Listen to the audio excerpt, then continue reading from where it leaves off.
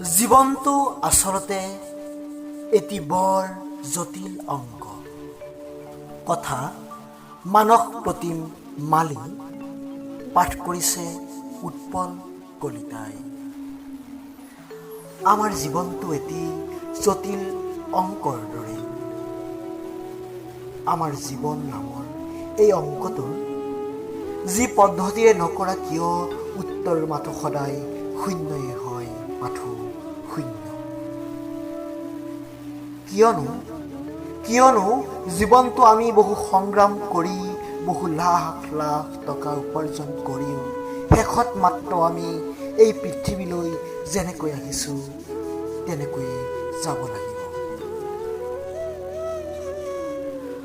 মাথো মৃত্যুৰ পাছত আমাৰ থাকিব আমাৰ সংস্কাৰ, আমাৰ সন্মান। এটি জটিল অংক।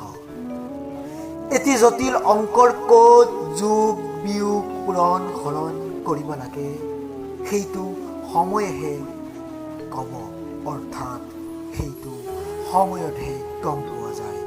ঠিক একেদৰে আমাৰ জীৱনত ক'ত কেতিয়া কেনেকৈ কি হয় কোনেও নাজানে, মাথো আমি সময়ৰ অপেক্ষাহে কৰিব লাগে।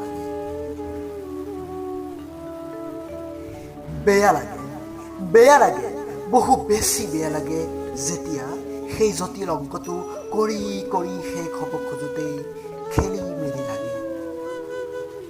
সেই খেলি মেলি মাৰিব নোৱাৰি বেলেগ পদ্ধতি অৱলম্বন কৰি অংকটো সুচাৰুৰূপে কৰিব পাৰিলে আমাৰ সঁচাই খুব ভাল লাগে।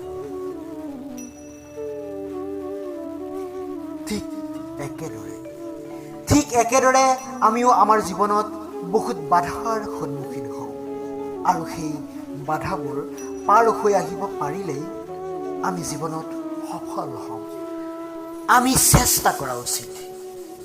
প্ৰথমে নোৱাৰিলে বেলেগ পদ্ধতিৰ সহায়ত হ'লেও আমি আমাৰ বাধাবোৰ অতিক্ৰম কৰিবই লাগিব। কাৰণ আমি সফল হ'ব লাগিব, দেশৰ সুনাগৰিক হ'ব লাগিব, দেশৰ সুনাগৰিক